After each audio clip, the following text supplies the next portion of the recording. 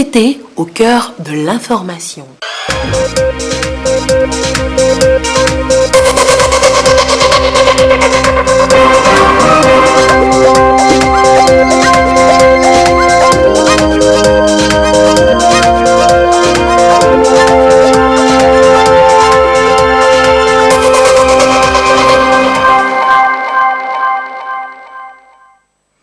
Bonsoir à tous et merci pour votre fidélité au sommaire de cette édition. La cohabitation entre civils et militaires, le projet fait son chemin et gagne déjà les esprits à Kara. Nous y serons tout de suite pour aussi prendre connaissance du bien fondé d'une telle idée avec le ministre en charge de la sécurité. Au sommaire également la situation économique actuelle du Togo, vue et analysée par l'Association des grandes entreprises du Togo. Le contenu du livre blanc que nous allons tous découvrir propose en substance un plan de relance économique post-Covid-19. La quinzaine commerciale édition 2020, la Chambre de commerce et d'industrie du Togo situe opérateur économique et visiteur. Le président de la CCIT dans cette édition nous fera le point. Voilà pour le sommaire. Mesdames, Messieurs, bienvenue aux 20h et nous ouvrons cette édition avec ce décret numéro 2020-112/PR portant nomination du préfet de Yoto. Le président de la République sur le rapport du ministre d'État, ministre de l'administration territoriale, de la décentralisation et du développement des territoires. Le Conseil des ministres entendu décrète. Article 1er est nommé préfet de Yoto, le lieutenant-colonel Sodokpo Afan Kodjo. Article 2. Toutes les dispositions antérieures contraires sont abrogées. Article 3. Le présent décret sera publié au journal officiel de la République togolaise. Le décret est signé par le président de la République Faure Sozimna Gnassingbé. La cohabitation entre civils et militaires, le gouvernement togolais met les moyens pour gagner ce pari et permettre le vivre ensemble entre fils et filles d'une même nation. À Kara, le ministre Damram Yark de la Sécurité et de la Protection civile était sur place pour présenter aux acteurs clés l'essence même d'une telle familiarité. Le récit de la rencontre avec Nestor Moussou. Ces dernières années, le contexte sociopolitique a été marqué par des vagues de manifestations qui ont été émaillées de violence avec des destructions et pertes en vies humaines. Cette situation a contribué à créer une crise de confiance entre les populations civiles et les forces de l'ordre de sécurité et de défense, les uns rejetant le tort sur les autres. Cette situation de méfiance réciproque est perçue comme un terreau facile à l'extrémisme violent. C'est pour réinstaurer un climat de confiance pour la production d'une paix durable que le gouvernement a initié des rencontres civilo-militaires.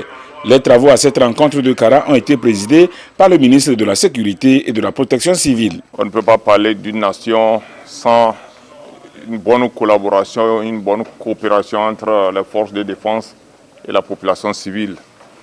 Les forces de défense sont là pour protéger la population. Et lorsque les deux entités, il y a des griefs, il va sans dire que les résultats ne pourront jamais être atteints. Donc le gouvernement nous a instruit, sous la houlette du président de la République, d'initier ces rencontres civilo-militaires. Nous demandons entre les forces de défense et de sécurité qui assistent et la frange de la population civile d'engager des discussions, des échanges sincères. Lorsque c'est franc, c'est sincère, on arrive à trouver le juste milieu pour vivre ensemble, pour que la population adhère aux missions des forces de défense et de sécurité. Nous vivons sur un même territoire, nous devons nous accorder sur l'essentiel. Il peut y avoir peut-être des incompréhensions, mais être au-dessus de ces incompréhensions pour l'intérêt général de notre pays. Les rencontres civilo-militaires ont donc pour intérêt d'échanger sur les causes et facteurs de tensions et de conflits entre les forces de défense, de sécurité et de l'ordre et les populations en vue de faire un travail d'anticipation et maintenir la cohésion sociale. La rencontre de Kara intervient après celle de Sokodé, Mango, Atakpame, Palimé et Adéti-Kopé. C'est par le Grand Lomé que cette phase prendra fin. Le Ashkroun, toujours dans sa mission noble, celle de panser les plaies des victimes des crises sociopolitiques que le Togo a connues de 1958 à 2005. À Kara, l'institution poursuit ses opérations d'indemnisation. Plus de 3000 personnes sont concernées. Le récit de l'opération avec Nesson Mouzou. Les bénéficiaires de cette nouvelle opération d'indemnisation du Ashkroun au commissariat à la réconciliation et au renforcement de l'unité nationale sont classés dans la catégorie des personnes non vulnérables, victimes des violences nées des crises sociopolitiques au Togo entre 1958 et 2005. Près de 3200 personnes seront touchées dans la région de la Kara. Plusieurs étapes sont à parcourir, notamment le contrôle d'identité, la vérification par des huissiers des faits pour lesquels la victime doit être indemnisée et le retrait du chèque pour aller percevoir à la banque. Nous sommes encore ici pour la énième fois à l'étape de Kara, dans la poursuite de la mise en œuvre des recommandations de la CVJF. Dans cette marche, le Ashkroun véhicule un message, le message que la CVG avait déjà transmis, le message d'apaisement pour aller à la réconciliation que nous appelons de tous nos voeux. Donc les victimes, à travers les chèques qu'on va leur donner, avec les messages qu'on va leur apporter, vont probablement être apaisés par rapport à ce qu'ils ont vécu de 1958 à 2005. Donc nous sommes dans un processus d'unité nationale et nous aimerions que les victimes adhèrent à ce processus pour que nous puissions être ensemble en tant que Togolais pour construire notre pays. C'est depuis 2017 que le Ashkroun a commencé ses opérations d'indemnisation. La liste que la Commission Vérité, Justice et Réconciliation CVJR a transmise au Ashkroun comporte 30 000 personnes identifiées, toutes catégories confondues, à travers le pays. Pour le moment, le Ashkroun n'a pu traiter qu'un peu plus de 10 500 dossiers. À la suite de votre édition avec les assises de la 15e Assemblée générale du système d'échange d'énergie ouest-africain à Lomé, les experts ont pris cet engagement de ne laisser le Covid-19 freiner l'élan de création du marché régional d'électrification en Afrique de l'Ouest. La deuxième phase du projet sera donc lancée très rapidement. Le compte-rendu de la session avec Eden Sousoupo. Le Covid-19 a impacté négativement les travaux de construction des ouvrages sur le terrain dans le contexte du marché régional de l'électricité dans l'espace CEDEAO. C'est l'annonce faite par les experts à la 15e Assemblée générale du système d'échange d'énergie électrique ouest-africain EEEAO. À Lomé, il a été décidé que rien ne doit freiner la dynamique d'approvisionnement en énergie électrique régulier, fiable et à coût compétitif des populations de l'espace communautaire. Et la thématique choisie lors des assises en dit long. Construire la résilience aux effets du Covid-19 et continuer l'édification du marché régional de l'électricité de la CEDEAO. COVID-19 has impacted in all our life. Le Covid-19 n'a seulement pas impacté nos vies, mais également a touché nos projets. Pour les projets énergétiques, nous avons eu des difficultés avec les entreprises dans l'acheminement des matériaux. Il y a eu des retards dans la livraison des commandes. Notre but prochain, en fait, dans l'édification du marché, c'est de passer à la deuxième phase du marché. Cette phase où il y aura donc la concurrence qui sera introduite. Donc, nous avons voulu, avec nos partenaires techniques et financiers, vraiment nous entendre, lever toutes les entraves pour qu'on puisse aller vraiment le plus rapidement possible. Quand vous prenez l'échelle de la région, dans ce qu'on appelle mix énergétique, nous avons un rapport justement de 2/3 pour le thermique et 1/3 pour les énergies renouvelables. Et ce 1/3-là, en réalité, énergie renouvelable, c'est l'hydraulique. Donc quand vous excluez l'hydraulique, les énergies qui viennent du solaire, du vent ou autres sont très mal exploitées. C'est pour cela qu'il y a, par exemple, au Nigeria, au Burkina Faso, au Mali, au Niger, en Gambie, qui sont des pays sahéliens, chacun d'eux a un projet de parc solaire de 150 MW. Tendre vers une autonomie à l'horizon 2023. Le défi est là et les partenaires de la CEDEAO sont mobilisés pour le relever. Le Togo reste confiant quant à la mise en œuvre effective du marché régional de l'électricité. La ministre déléguée auprès du président de la République, chargée de l'énergie et des mines, appelle à une union d'action autour du projet. Le Togo récolte déjà les fruits de ce projet. Les infrastructures déjà réalisées par le WAP avec l'appui des partenaires techniques et financiers, notamment l'interconnexion 330 kV entre le Nigeria et le Bénin, permettent à des sociétés comme la CET d'acheter de l'électricité en provenance du Nigeria. La mise en service du poste 330 kV de Davier et les lignes d'interconnexion associées va contribuer à la sécurisation de l'approvisionnement énergétique de la CET. Je voudrais à cet effet exprimer tous nos remerciements à toutes les sociétés membres, à nos ministères ainsi qu'à nos partenaires. En dépit du Covid-19, certains projets ont été réalisés. Il s'agit entre autres de la finalisation de l'étude du modèle de tarification du transport régional, de l'électricité et de la revue des compétences dans le secteur de l'électricité. Un mois présent sur le livre blanc édition 2020 et son contenu rendu public hier par l'Association des grandes entreprises. Nous sommes là sur un terrain purement économique et le document peint la situation économique actuelle du Togo et fait des propositions de relance des activités post-Covid-19. Le récit avec Lucassi. L'Association des grandes entreprises du Togo, AGET, se positionne pour la relance de l'économie nationale. Après 4 ans de travail et de concertation, elle sort son 4e livre blanc. C'est un document qui fait le diagnostic de la situation actuelle de l'économie et formule des recommandations pour améliorer davantage le climat des affaires, attirer les investisseurs et surtout surmonter les impacts de la crise sanitaire. Le livre blanc édition 2020 repose sur 14 points qui se résument à 2 mots-clés: investissement et innovation. La question d'investissement est majeure et cruciale lorsqu'il s'agit d'apporter un saut qualitatif et accéléré du développement économique.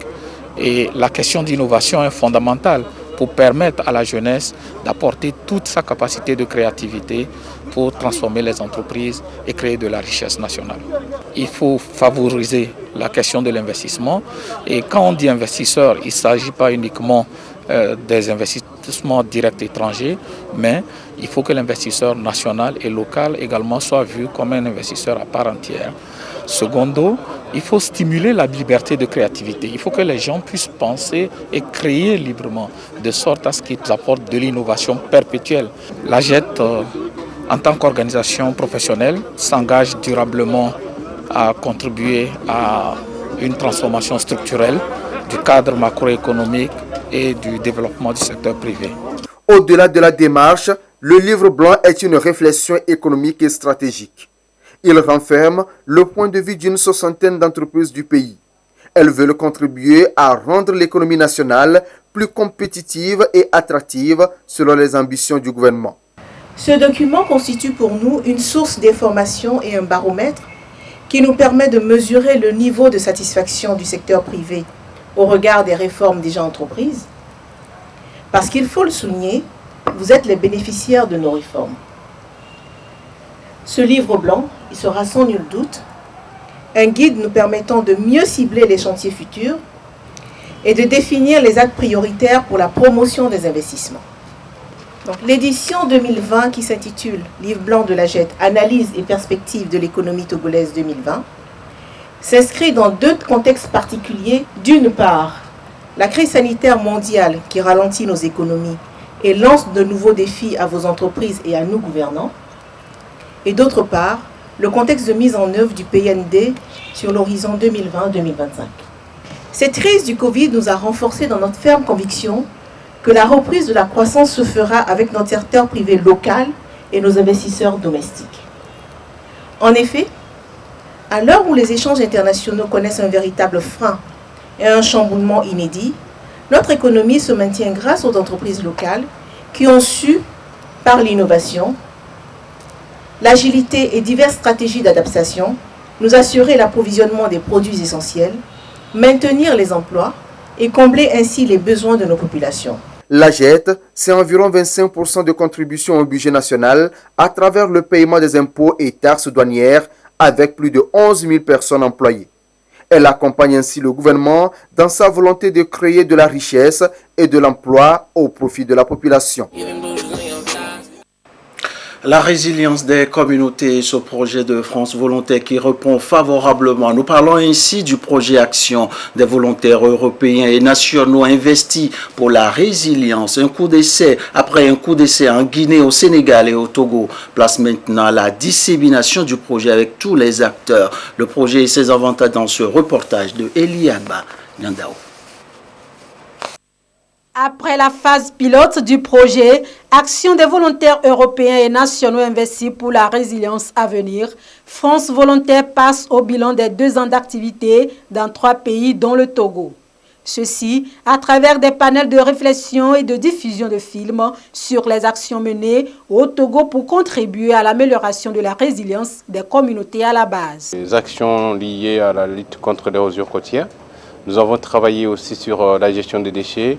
Nous avons aussi travaillé sur l'appui à l'Agence nationale de volontariat pour qu'on puisse les outiller pour que ce soit l'agence et d'autres organisations togolaises puissent pouvoir déployer des volontaires dans le secteur humanitaire. Le projet à venir a permis au Togo de renforcer les politiques d'engagement des jeunes en tant qu'acteurs de la prévention de gestion des risques. La ministre en charge du développement à la base salue toutes ces initiatives entreprises jusqu'ici. Le volontariat international de réciprocité fait partie d'une des réponses identifiées par le gouvernement togolais pour renforcer les compétences sociales, humaines des volontaires en vue de leur engagement citoyen en contexte multiculturel. Depuis 2015, ce sont 38 volontaires togolais qui ont été mobilisés pour des missions à l'international, dont 23 en service civique en France, 4 en Allemagne et 11 dans les pays africains. Notre souhait est qu'il y ait annuellement plus d'une 50aine de volontaires togolais qui vont en mission en Europe, en Afrique, en Asie et en Amérique. Le projet à venir est financé par l'Union européenne.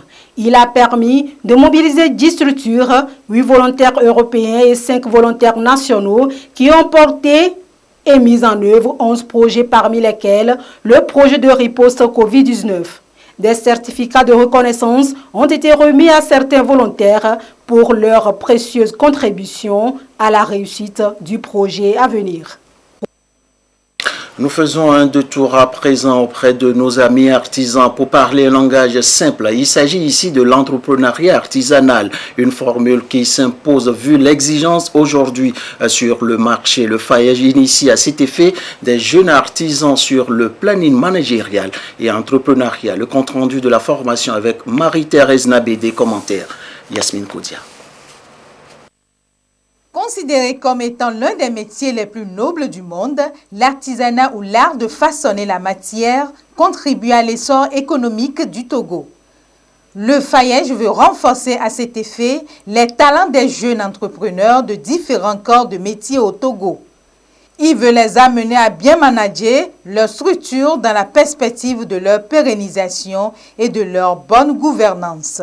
C'est vrai, ils ont déjà la créativité, mais avec l'innovation aujourd'hui, ils ont encore besoin plus de motivation et d'autres ouvertures pour renforcer leur créativité ou bien leur atelier. Ces jeunes, non seulement ils seront renforcés sur les notions de base, sur le modèle économique, mais ça leur permettra de renforcer plus leur activité et également d'être outillés sur les techniques de marketing qui leur permettra davantage de renforcer l'activité et d'agrandir leur entreprise. Beaucoup de jeunes ont créé leur entreprise, mais ne savent pas gérer les relations humaines.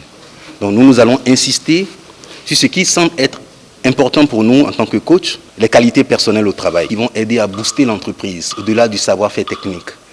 Comment j'accueille le client? Est-ce que j'ai de la créativité? Est-ce que je sais m'adapter au changement? Est-ce que j'ai cette persévérance? Est-ce que j'ai la détermination? Donc nous commençons déjà à sensibiliser les entrepreneurs en leur disant oui, vous avez des produits, oui, vous avez des services, mais n'oubliez pas qui vous êtes.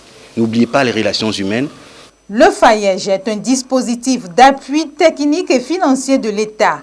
La présente initiative devra permettre aux artisans togolais de redécouvrir les éléments de base d'un modèle économique d'une entreprise et la maîtrise de la stratégie dite du marketing.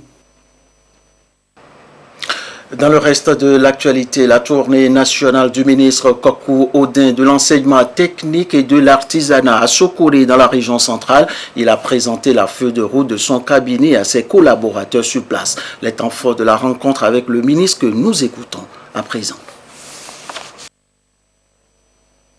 Nous avons échangé sur la feuille de route du gouvernement Togo 2025. La priorité du gouvernement pour le secteur.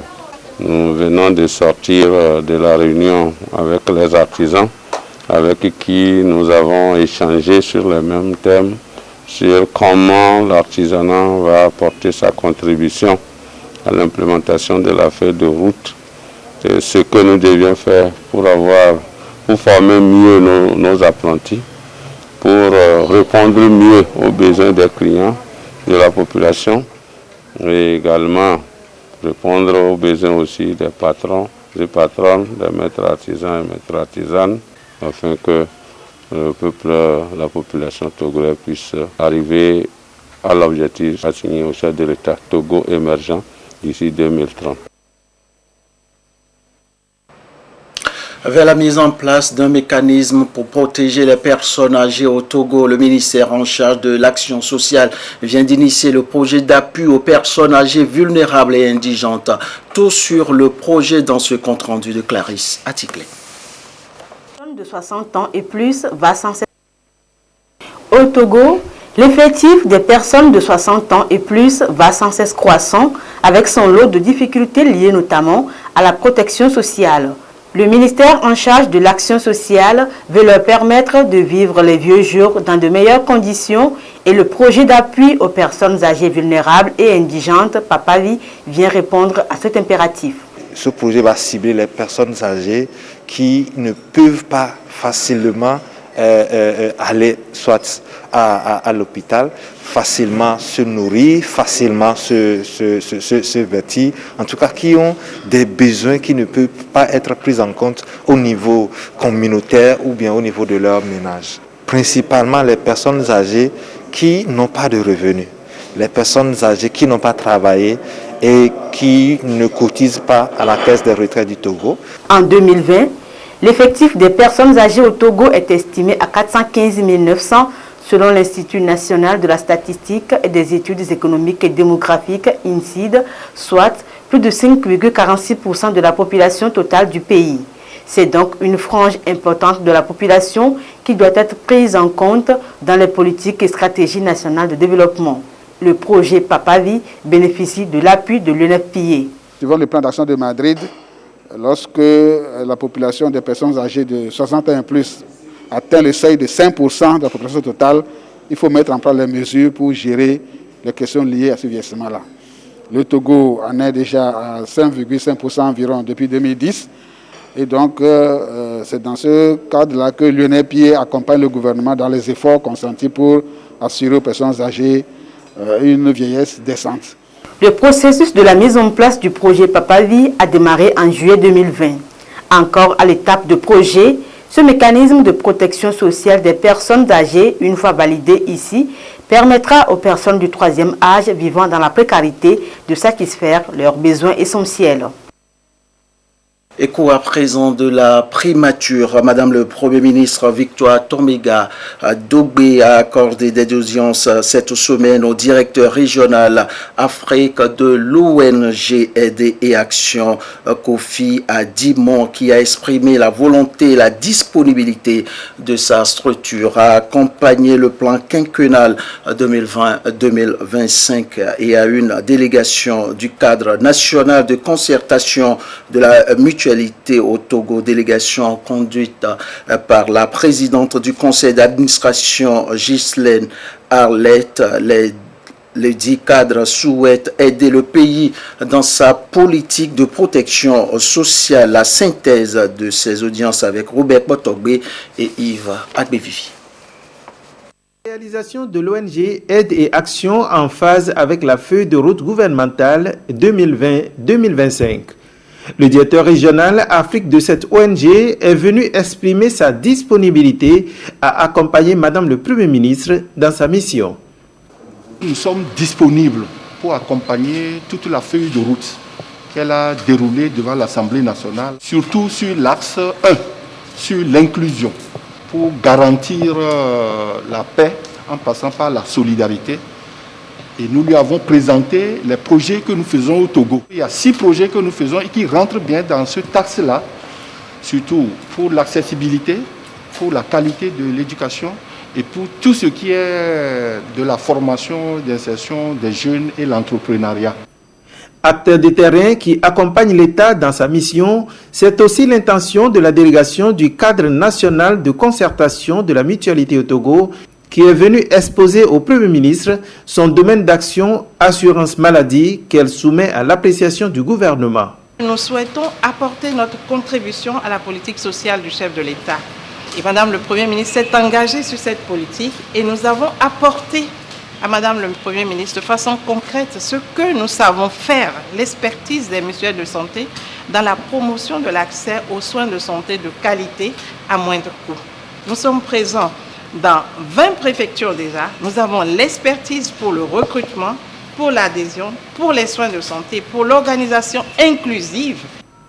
Attentive aux différentes propositions qui lui sont faites, Madame le Premier ministre a exprimé la volonté de son gouvernement à œuvrer de concert avec ses ONG et sociétés civiles pour l'atteinte des objectifs pour le bien-être des populations. La quinzaine commerciale à Lomé, les choses se précisent pour les opérateurs économiques et les visiteurs de stand. En conférence de presse hier, le président de la Chambre de commerce et d'industrie du Togo a fait simple et court, oui à la quinzaine, mais à des conditions près. Les précisions dans ce reportage de Medina Salani.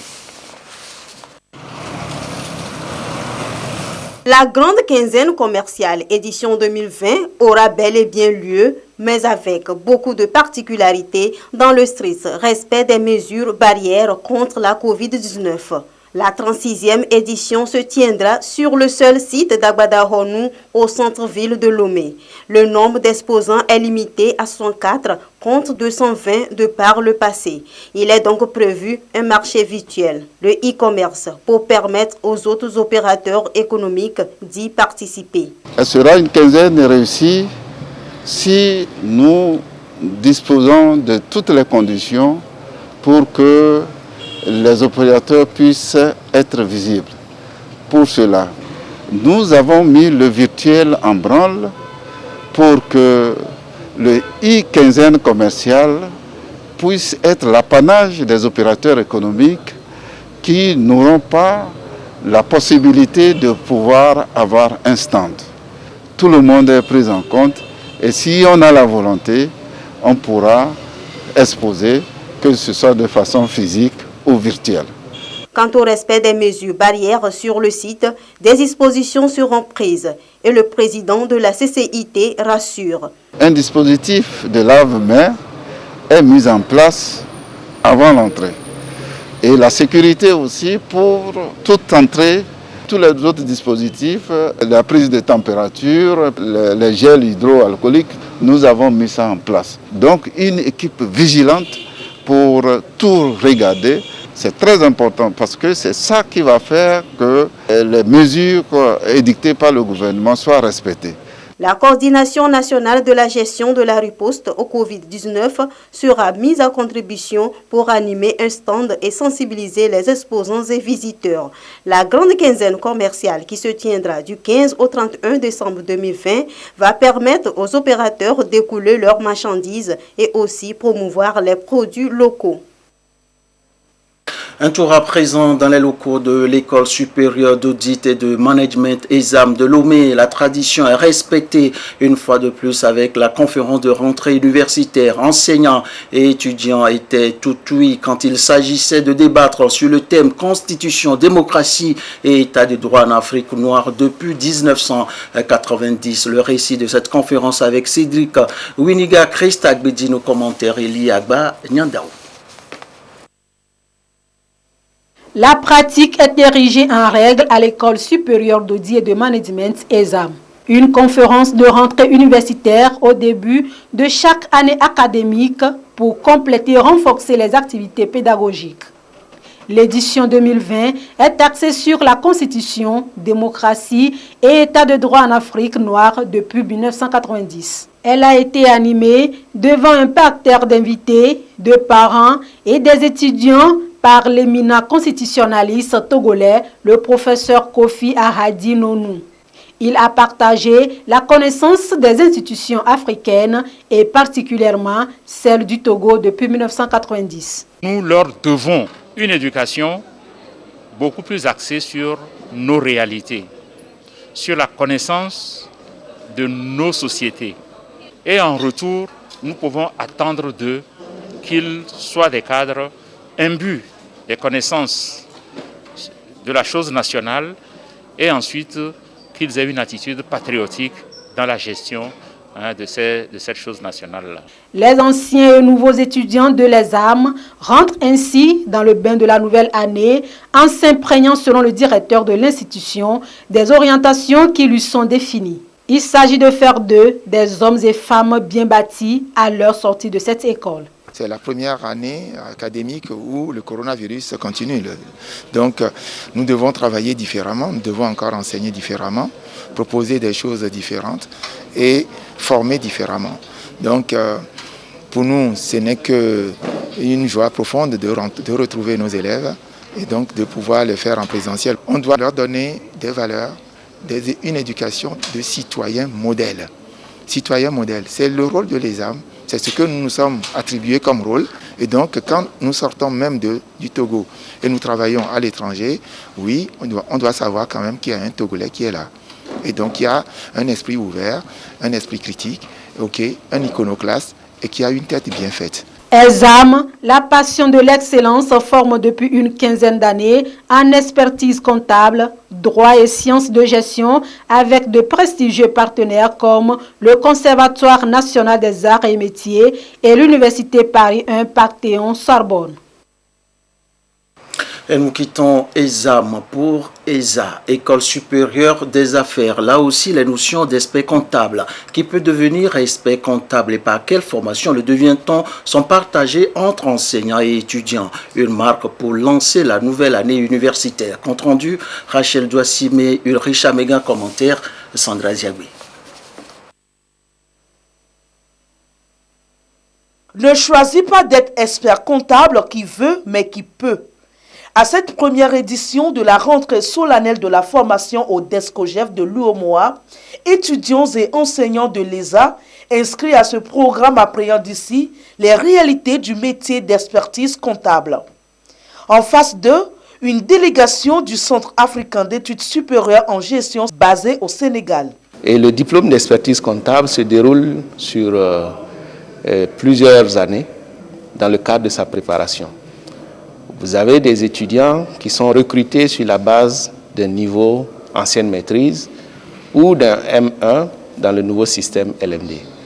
Ces étudiants sont préparés aux techniques comptables, aux techniques financières, aux techniques juridiques pour ensuite être évalués. Une fois qu'ils sont évalués et jugés dignes d'avoir acquis suffisamment de connaissances, ils sont reçus au diplôme supérieur d'expertise comptable. Et par conséquent, ils devraient dès maintenant s'armer de méthodes de travail.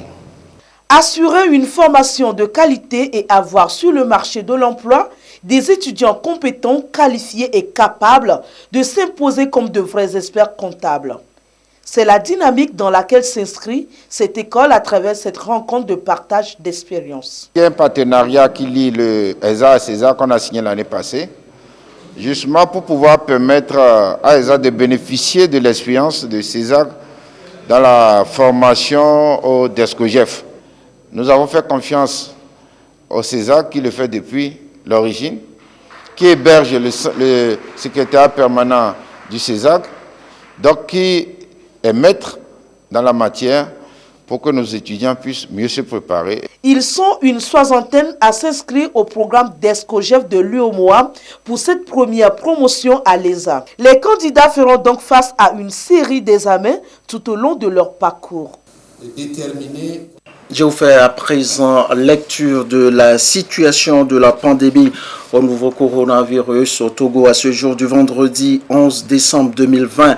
Et la situation se présente comme suit. Le nombre de cas confirmés est de 3202, 20 nouveaux cas depuis hier. Le nombre de personnes guéries est de 2726, 12 nouveaux guéris depuis hier. Le nombre de cas actifs est de 410 et le nombre de décès est de 66. Situation rendue publique ce jour par le ministre de la Santé, de l'Hygiène publique et de l'Accès universel aux soins, professeur Moustapha Miji Yawa. Cette note également, et comme tous les vendredis, vous retrouverez tout de suite à 21h Anita Tigakou et ses invités.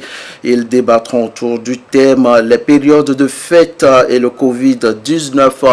Un thème qui va nous introduire sur les comportements idoines à adopter pour rompre la chaîne de contamination et surtout nous informer sur les mesures du gouvernement en perspective. Soyez donc tous au rendez-vous. 20h32. Ainsi prend fin cette édition. Merci pour la fidélité à votre chaîne à l'heure de l'information. À très vite pour toujours vous servir avec le même plaisir et la même envie. Et retenez que dans l'actualité de cette édition et la rencontre à Kara entre les acteurs civilo-militaires à Kara qui a surtout à retenir dans cette édition.